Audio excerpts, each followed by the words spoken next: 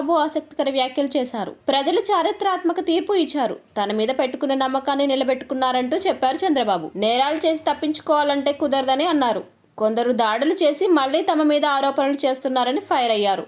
రాజకీయ ముసుగులో నేరాలు చేస్తే సహించేది లేదని మండిపడ్డారు. పరిపాలన ప్రక్షాళనను తిరుమల నుండి ప్రారంభిస్తానని, తిరుమలను అపవిత్రం చేయడం భావ్యం కాదని అన్నారు చంద్రబాబు. మరోవైపు పవన్ కళ్యాణ్ ను ఉప ముఖ్యమంత్రితో పాటు కీలకమైన పంచాయతీరాజ్, గ్రామీణాభివృద్ధి, అటవీ, పర్యావరణ శాఖలు కేటాయించినట్లు తెలిపారు. నాదెండ్ల మనోహర్ కు పౌర సరఫరాల శాఖ, కందుల దుర్గేష్ కు పర్యాటకం, సినిమాటోగ్రఫీ శాఖను కేటాయించినట్లు సమాచారం.